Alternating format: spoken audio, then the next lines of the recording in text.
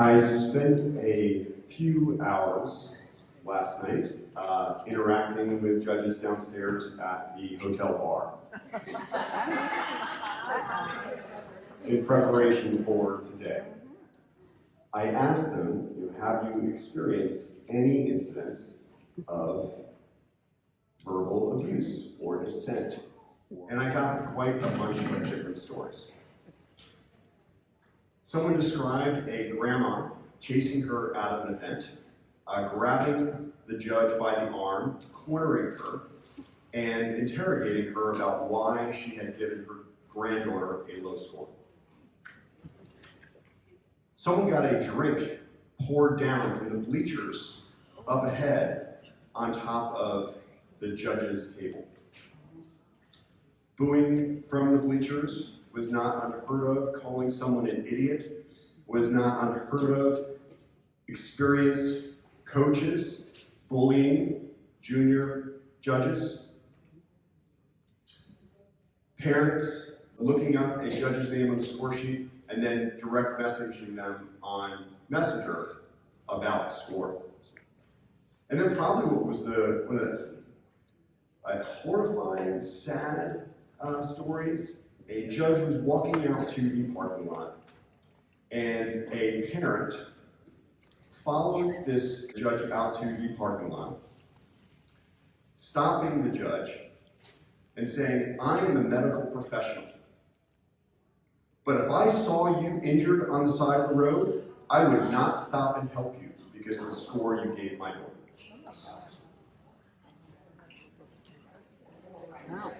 Yeah. Many studies have talked about this, many articles have been written about the behavior of parents and coaches and players at sporting events. Now, this is not just a US thing, this is a global phenomenon. I promise you I get about 20 messages a day from all around the world. Some of them are generally people wanting to just ask questions, they're curious about things, and they're trying to maybe advance as an official, but about 25 to 30% of them are stories that will just make your blood boil and make you want to cry. This article talks about the only thing that hasn't happened yet is a referee hasn't been murdered or killed. Not true.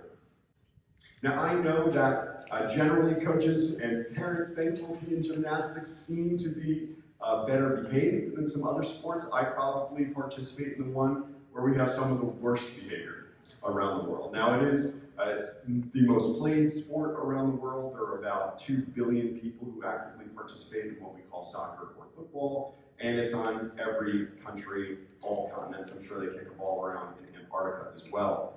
But the type of behavior that we see in soccer is starting to percolate all over the place. It doesn't matter if it's baseball, it doesn't matter if it's basketball, American football, hockey parents, but it's becoming more commonplace.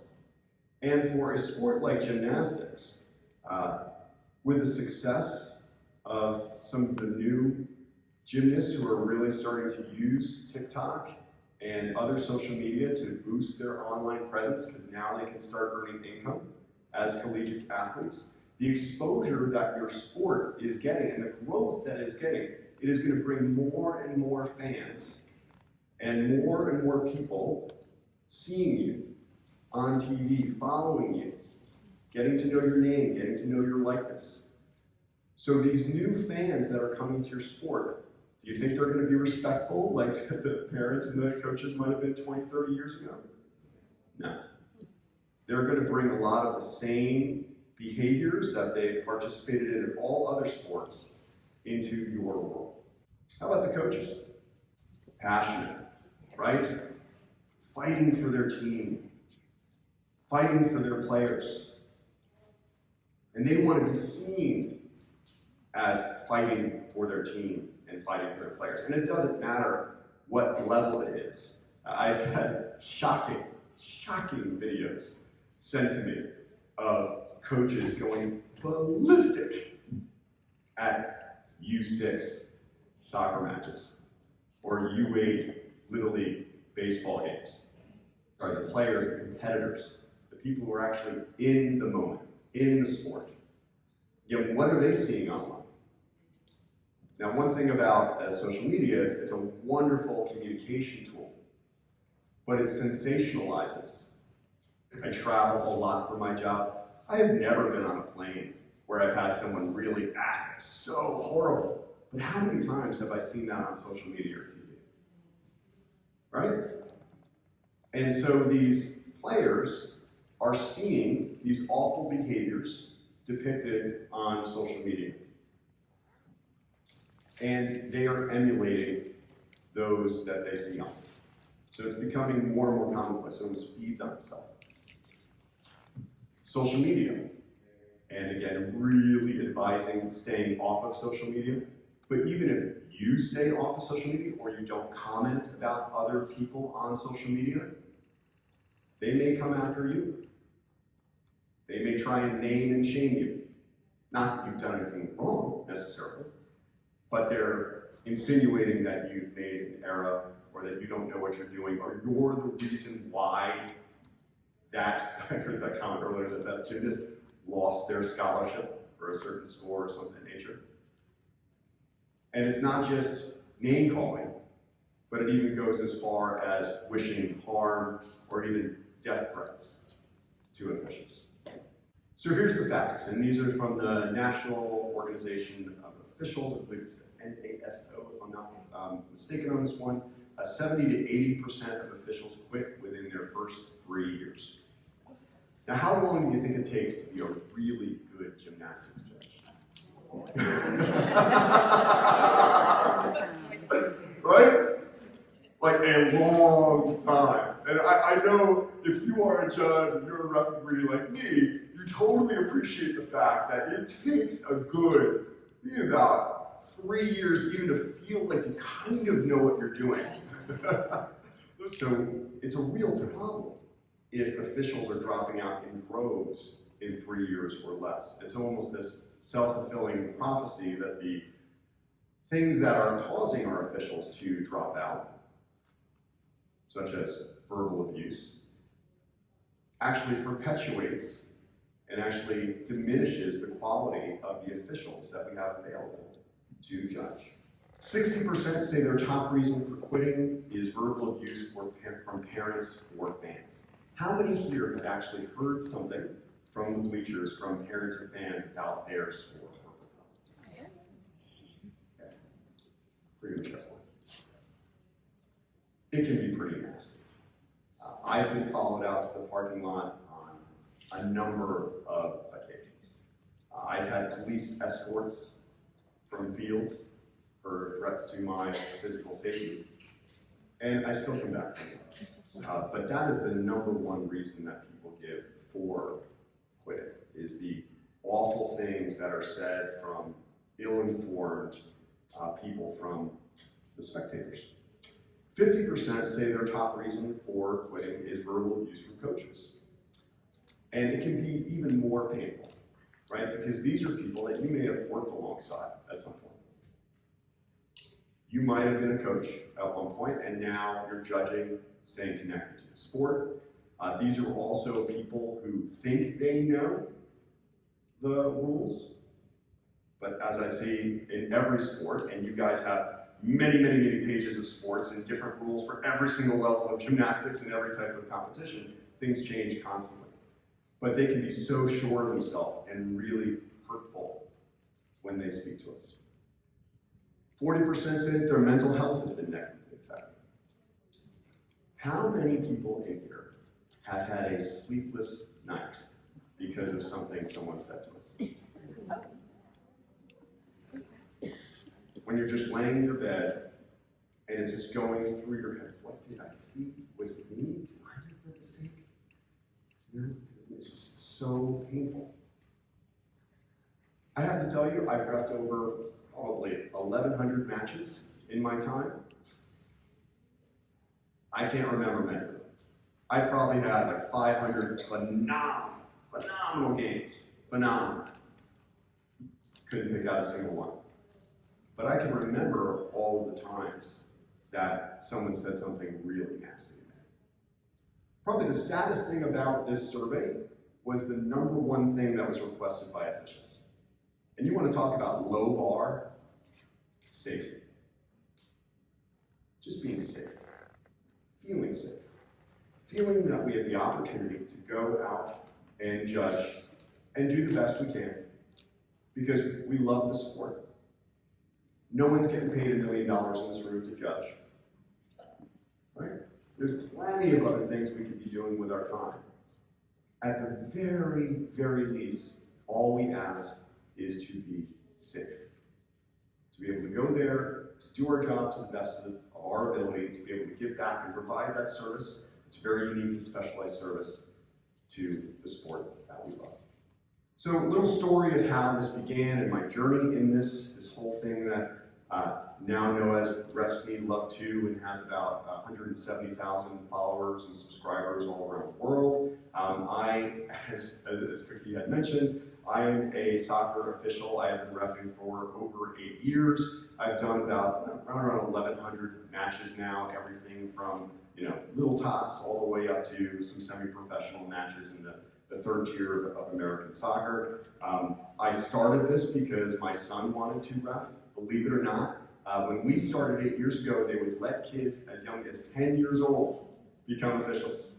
10 years old.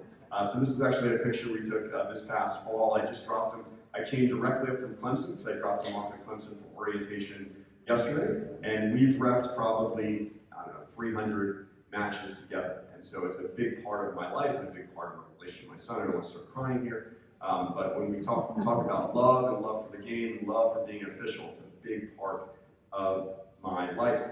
And as Cookie also mentioned, I am no stranger to a gymnastics gym and sitting in those bleachers and watching those meets. My daughter made it up to level 7, and then she transitioned to competitive diving, and then still does competitive cheer. And my wife has been a gymnastics high school judge now for 4 years, and also for competitive cheer. So how did this thing begin for me?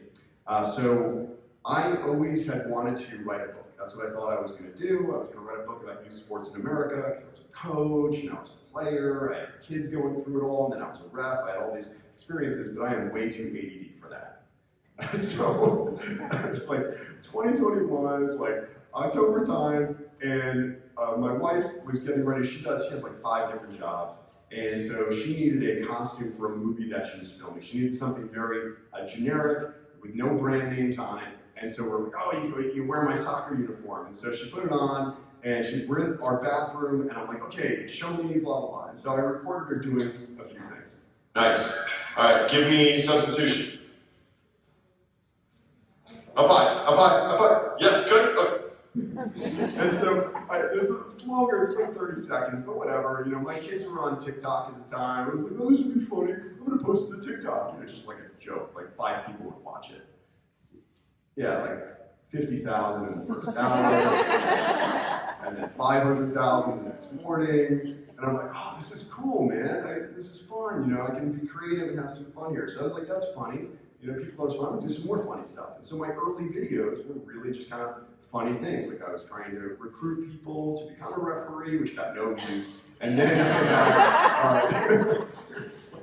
And then I was like, I can't say these things in the field, so I'm gonna do like referee comebacks. Most common things I hear yelled by parents, part 3. You are missing a great game, ref. How can the word go cold? You won the ball. You are the worst ref I've ever seen. Do not do that.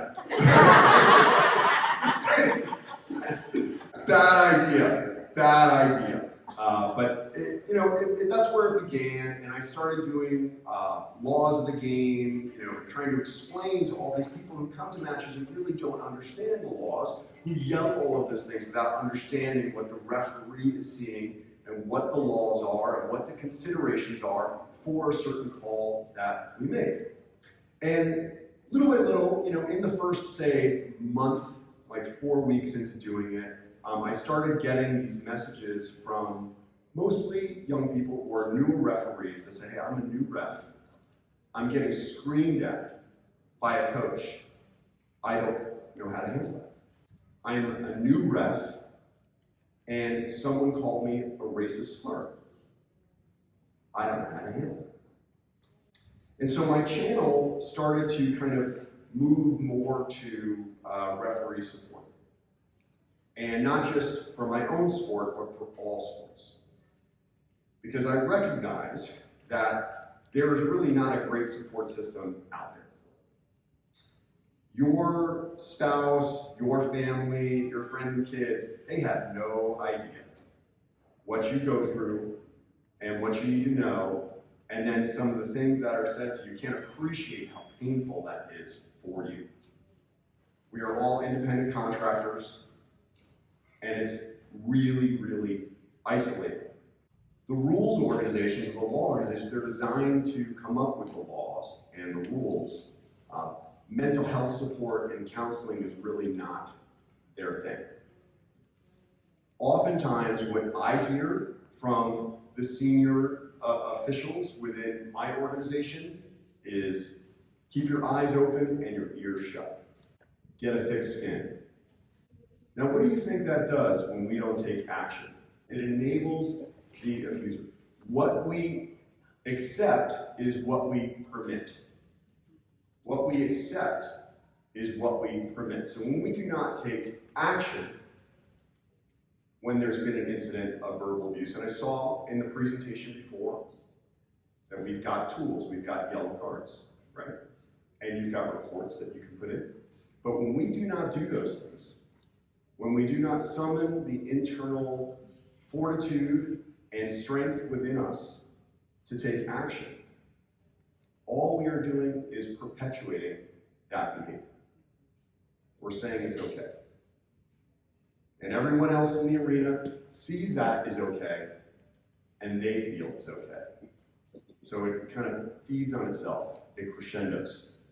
So that's how the brand began. I wound up really thinking about, okay, what are the things that are kind of tenets of the brand and what it's all going to be about. I created this kind of Latin banner down below of what I think makes great characteristics of great officials, judges, refs, you name it. The first one is animo, and that is for courage. So I think every great judge, official, referee has to have courage.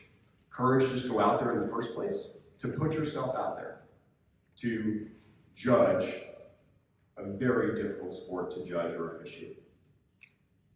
I will tell you, this is no joke. If somehow you can Google it, I doubt you can because I'm kind of old, but my high school yearbook quote was, "It is better to stand alone for the right reasons than be together for the wrong."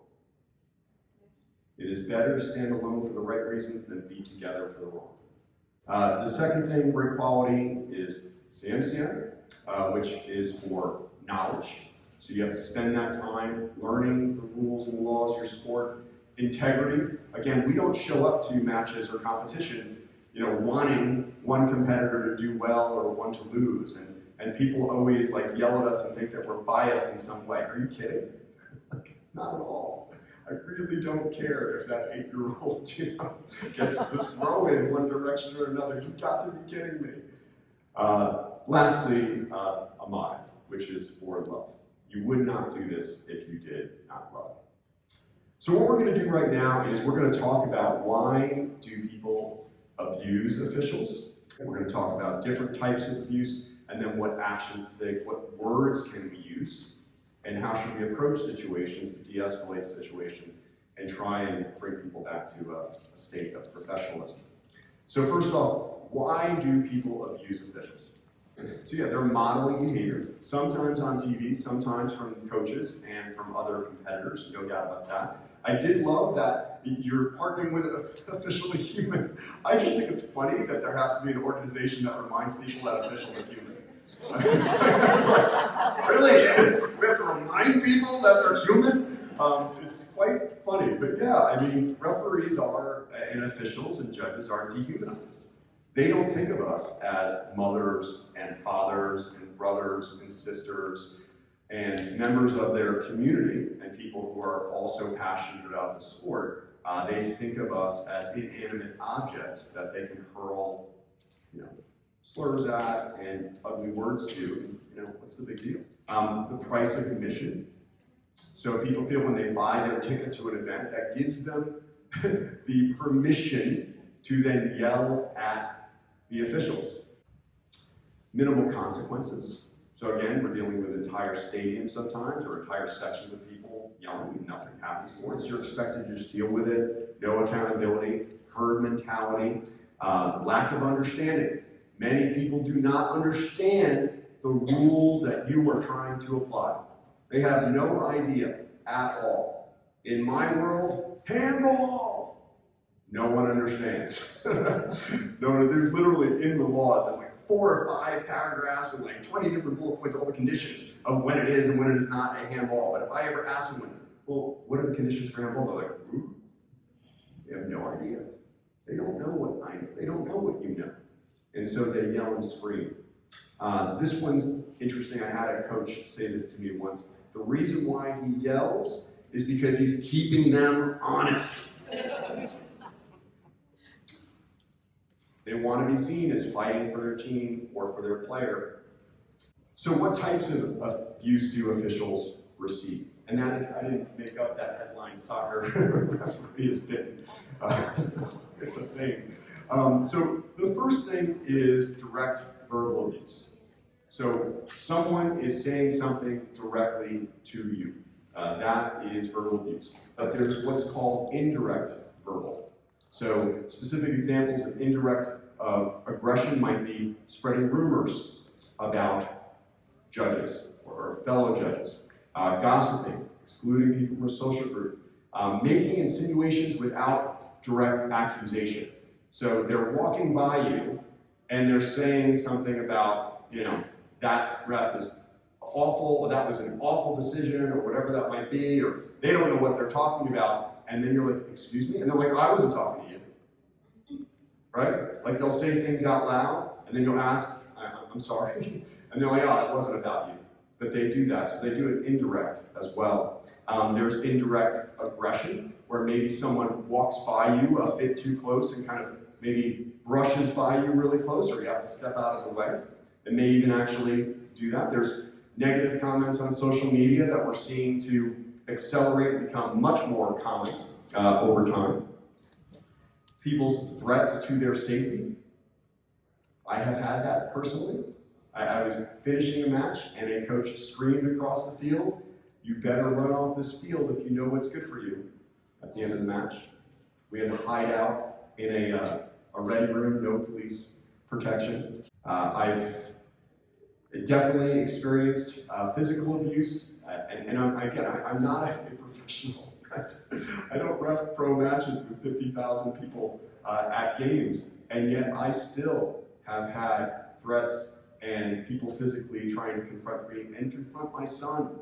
I've had to run across the field as my son was one of the assistant referees, and someone who we red carded took a beeline running at my son, thinking that my son was the reason that we talked about the call before we did it, was the reason for him being thrown out and having to get in between this very large man threatening to attack my own personal son. I've seen fellow referees, this is true, I can show you the video, at a U12 soccer match, wait for a referee, walk into their car, and then jump them outside of the facility.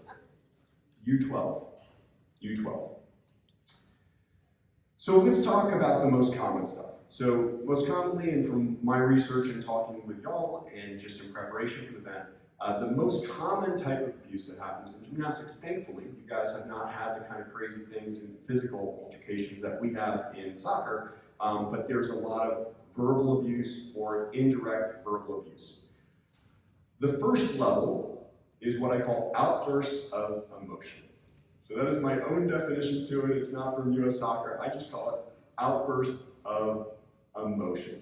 What would be an outburst of emotion at a gymnastics meet that someone might shout or say out loud? Are you blind, Blue? That was a good one. So let's make sure the woman in the yellow hat gets it. Are you blind? Are you blind? Yes, the retort I always wanted, like, as a matter of fact, yes, I left my guide dog at home. Are you blind? That's a great one. Have you ever judged a meet before? Let's give this young woman a And stickers, well, have you ever judged a meet before? That's a great one. I always love it, when they say, you're a horrible ref. I was like, yeah, they save the good refs for the good teams.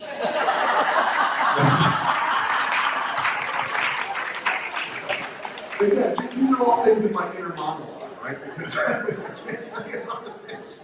Right, that's good. For us, one of the things they say is, well, last week. Oh, Yeah. Yes. Gosh, I wish I would have seen that feedback last week. Yes. So let's make sure she gets a sticker. So yeah, last week the judge did this. That happens all the time, right? And on that one, I do retort. I was like, we're in the now, so I'm the official today. And this is what I saw, and this is what we'll do. I know that one is so common where they say, well, the other judge didn't do that, the other ref didn't do that. It's like, I'm here today, I can't answer for that. There was one more over here. Why do we always get the bottom of the barrel judges? Oh, why do we always get the bottom of the barrel judges? Sure, that's fantastic. Thank you so much. This sticker for you. Yeah, those are fun. I like it. They're a good time. So yeah, for me, I see things. This is in the moment. Like someone says something, just come on, really? No freaking way. I'm gonna try and not cuss during this presentation. That's awful. That was so bad, or something in nature. In soccer, we get the classics like call it both ways. I'm like, you want me to do it like this? Exactly what you mean by that. But that's some of the stuff that I see, or you might actually get the random boo or thing come out. Those things don't have to be addressed. If you try and address every single outburst of emotion, you'll never get anything done, and you won't be able to concentrate on your job. So those types of things, we do have to just kind of let go and let roll by us if we're going to be a great judge or great official or great umpire. Yes, ma'am. I think one thing that I've learned when we have a lot of volunteers that are at our tables, and I think people just don't understand what we do. Oh yeah. And because so many times, a parent that's sitting beside you will say, gosh, I had no idea there was so much that went into it. Yeah. They just don't know. Yeah, they truly do not know. They don't understand. And so there's a lot of lack of understanding, so that's why you get a lot of those comments. Now this is where it starts to change. And so now we're going to start getting into taking some action. Because again, we talked about earlier, what you accept is what you permit. So at some point, it goes beyond an isolated outburst, whether it's from a coach or from a spectator or from a competitor. It happens. It's in the moment, they're frustrated, it happens, got that outburst. But at some point, it comes to be very public, persistent, or personal. And that's when we need to take action. Because we talked about it earlier, if we don't take action, then it just snowballs. Okay, well that's okay. That's acceptable. We're gonna do more of it. And now you're not just gonna see the coach doing it, you're gonna see the spectators doing it, you're gonna see the competitors doing it, and it's going to build and build and build. And I always hear, like my very experienced referee partners and even some judges here, well, I have a thick skin, so I can handle it. I appreciate that, but you need to pay it forward. Because the next judge who's going to be there with that coach, okay, may not have as much left in the tank as you do. They might be right ready to just toss it in and be like, I'm done. Maybe they've got some really difficult stuff going on at home. Maybe they're relatively new and they're still at like that 3-4 year mark and they're like, I can't do this anymore. It's just not worth the stress and anxiety. It's not okay. And again, you're perpetuating. Again, what you accept is what you permit. So I think thick skin is an excuse for not having the courage and willingness to take the action that's needed to take. And I ask you to find that courage and that self-respect to make sure that you and your fellow officials are treated the way you need to be treated. So some of these things really be, that's terrible. You don't know what you're doing. Like they're speaking directly to you. Okay? That's a personal attack on your credibility. We've got to address that. You've got to be kidding me. There's no way that that's a foul. or something of nature, where they're screaming it out loud for everyone to hear, there's no way that's the right score. Okay, that has to be honed in. Now, the way we go about that, though, is very important, right? Because we want to make sure that however we're dealing with these coaches, that we're modeling the proper behavior. Okay? The last thing we ever want to do is belittle or insult or try and embarrass a player or coach because they don't know what you know. I mean, legit, they don't know. Okay? They don't understand the scoring that you've been through, they don't know. But if you try and point that out in front of a gymnasium full of people, how do you think they're going to feel? Do you think they're going to be like, oh, thanks so much for telling me? You are the greatest judge ever. No way. Especially if they're angry. If they're in that acceleration or peak and they go into that reptilian brain, okay, they are in a fight or flight type mode and they are not going to play. Okay, all of the spectators, all the competitors, they are their advocate. They're not running away from that conversation. So if you kind of come back to them with aggression the way they've been coming to you, I promise you it will only get more heated and you will not resolve the situation, move to a place that you want to be. So generally what I try and encourage people to do is to appreciate that someone might be upset first and foremost. I completely appreciate that you are upset about that score. That is a very disarming statement right there.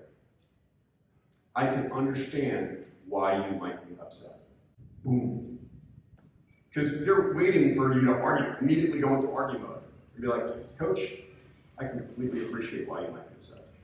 If my gymnast got that score, I might be upset. Totally appreciate it. Okay. Help me understand what you saw. You ask a question in a nice calm tone of voice. Okay, cool. Here's what I saw. That's why it's a score that I have. Generally for me, I try and settle the conversation really quickly. My advice is to de-escalate and not escalate. I'm very careful about how I approach someone on the field for me, and I'm sure you guys have protocols for how you talk to coaches. But what you will never see me do is try and match someone else's intensity. If I've got someone coming at me with a lot of anger and emotion, I go full judo and I just kind of take it. And I come back with, help me understand why are you so upset? You know, or I can appreciate it. When I'm on the field, it's the same type of thing. You know, I am calm. I tell people as I do my pregame, this nice calm tone of voice that I'm using with you right now as a professional demeanor is the same one I'm going to use on the field. Please return the favor to me. And when someone comes up to me screaming and yelling at me, I just kind of step to the side and I try not to get confrontational and I just say, help me understand. Why are you so upset? What's going on? Okay, great. Here's what I saw. That's what I call. Let's move forward. Tone of voice matters a great deal. Now, we certainly do not want to be smiling and laughing at someone when someone's upset at us. Right? So, maybe, you're a nice, jovial, upbeat person, whatnot, and a coach comes up to you and they're upset and angry. The last thing we want to do is just go, hey, man, you look really angry. Again, I don't want to mirror their anger back, but I definitely want to take it seriously. If they are seriously upset, then I am seriously concerned.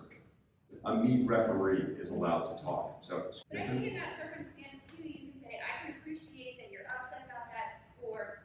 Please help me understand what you're upset about by filing an inquiry. Yep. And that's the end of it.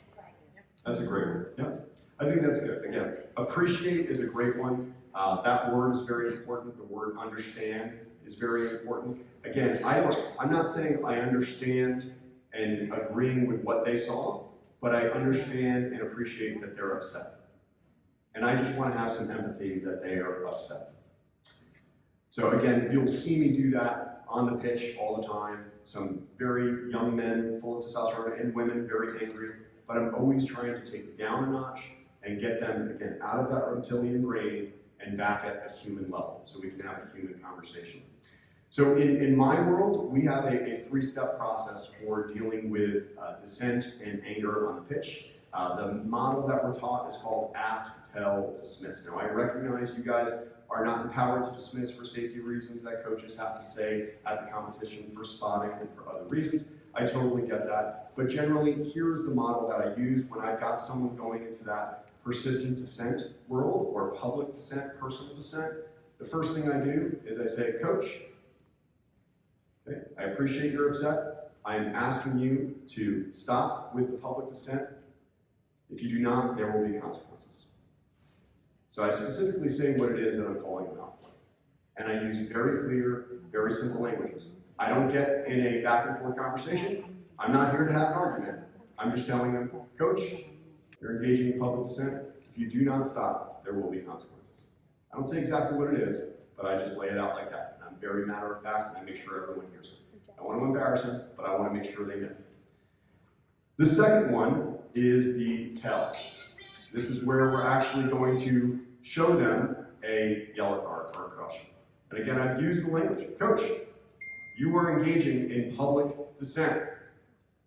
You have been warned. You are now receiving a yellow card.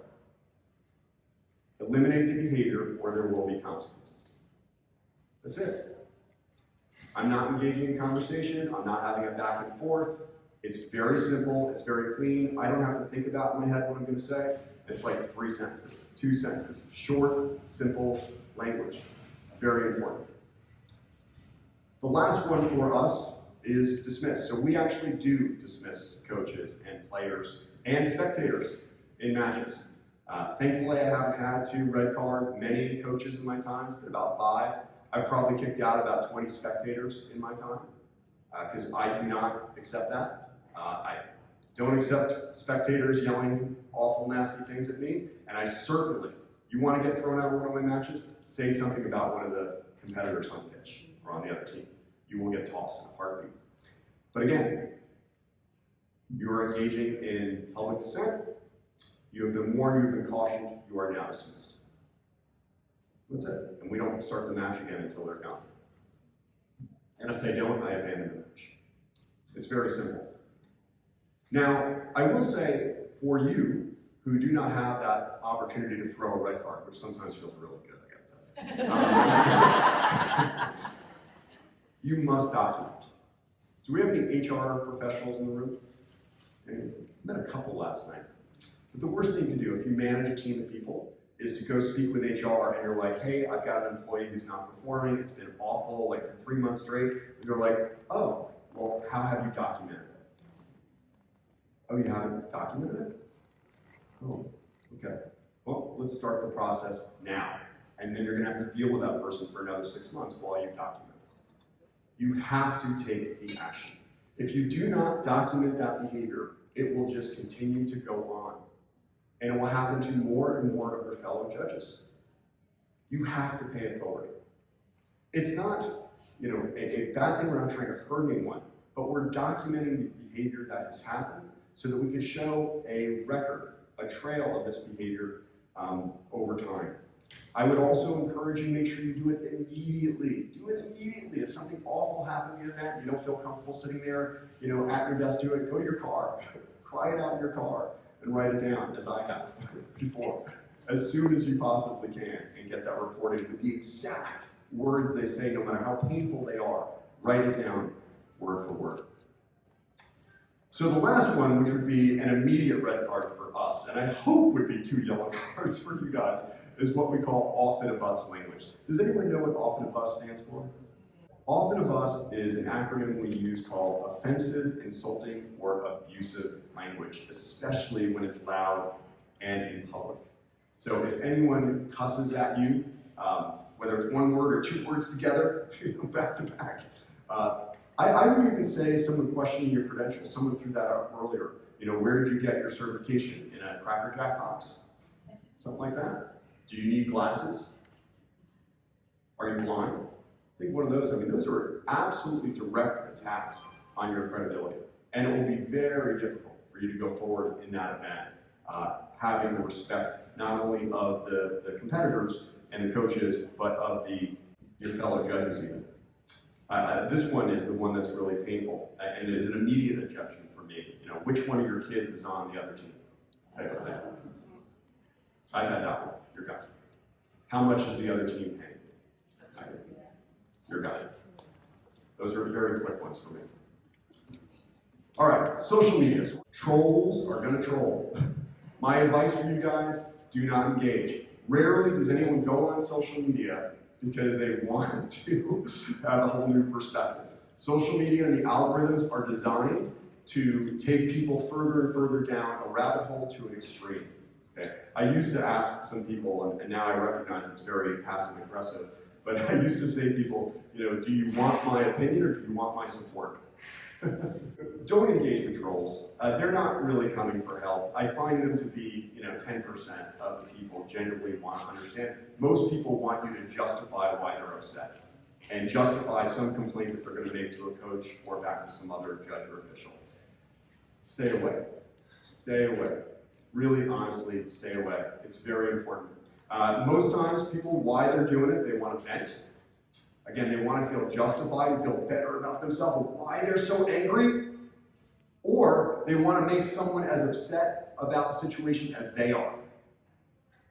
This one I find very interesting, where I've had parents complain to me, or I've had coaches complain to me, or players. They want to make me angry because they're angry about a situation. They want to make me upset about a situation too, which I find fascinating. The thing that I try and do is I try and remember they're not attacking me. If they do say something nasty about me, and let me tell you, I've been called every single name under the sun. So my videos get viewed like 5 million times a week. Do you think that there's someone who's going to go on there and say something nasty about me? All the time. All the time. I find that people behave in ways online that they would never behave in person. So I try not to think about it as if it was another person saying it to me. I try and think about it like it's just a computerized bot that's out there in the world with no emotion. They don't think of me as a human being. We talked about it. They're not there because they care about me. They just want to try and hurt me or try and, really just try and hurt me. I always try and tell my kids if someone says something to them that they don't like, it's like, well, what do you think about that person? Do you respect them? They're like, nah. Like, why are you letting that hurt you? Why are you letting that affect you?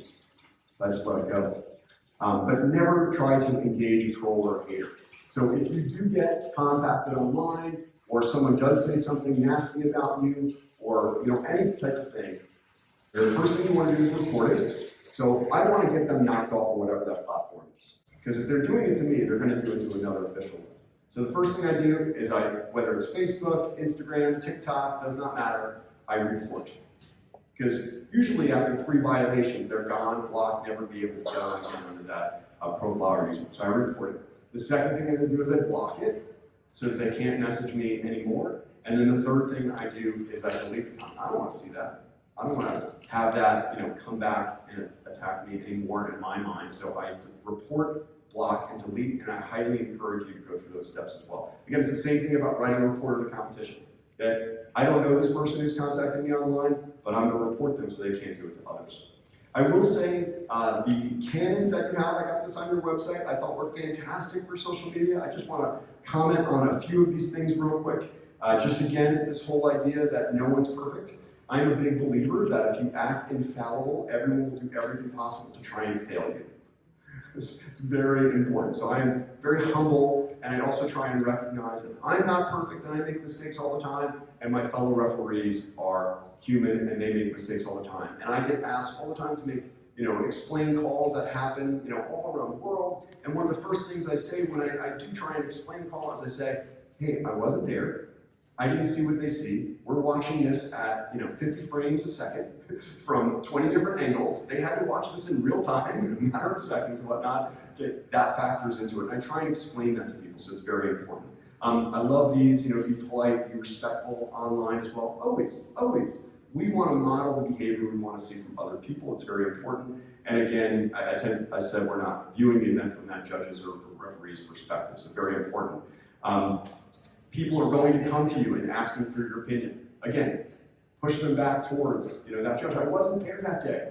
If you have a question, you've got an inquiry process that you can do, file that inquiry, and then you can possibly find some more. Try not to be a know-it-all. That's really annoying to your fellow officials as well. Not everyone may be at your level. You might not know as much as you think you do. Okay? Try not to be a know-it-all. Judges should never post anything that's disrespectful about coaches or spectators or for competitors or a school or an institution or anything. You need to know that everything you put down, even if it was like something you thought was in a private message board or a closed group, can go anywhere. Be aware. If it's online, it is everywhere. They are forever. They can never be fully erased. I think this is great advice for everyone. I know I personally, again, once my channel started to get really, really widely known, started to be quoted in articles and stuff, I went back through and I was like, that probably was not good. Started taking things down, but I guarantee there's a digital archive out there, which is very important. And then I never speak or post about specific matches that I've done or specific players or coaches or something, which I think is really important. This was the summary. I thought this was great. Be classy, not trashy. Always do the right thing. And if you doubt, don't say it. I just want to reinforce this. So as I kind of bring things to a close here, I do want to say, you should be really proud of who you are and what you do for the sport that you love. Don't let anyone take that away from you. I have to tell you, I have a full-time job, but my life as a referee fulfills me, and it gives me purpose and passion. It energizes me. It gets me up in the morning to go run on the treadmill that I absolutely hate doing. But it cleanses my mind. I know when I'm at that game, I am 1,000% focused in that moment in time, and it is cathartic. And the challenge of being a good judge or a referee for me, humbles me and keeps me centered and focused and in the moment. I love it. So don't let their passion, take away your passion. Recognize that they're going to be upset, that they're going to be excited when things go well for them, and they're going to be really upset when things go poorly for them. Understand where it's coming from. But I need to implore you to stick up for yourself. Your personal well-being, your mental health, is more important than possibly offending someone by writing a report or by showing a yellow card. You have to do it. Not just for you, but you need to pay it forward for all of your fellow officials as well. Judges need love too.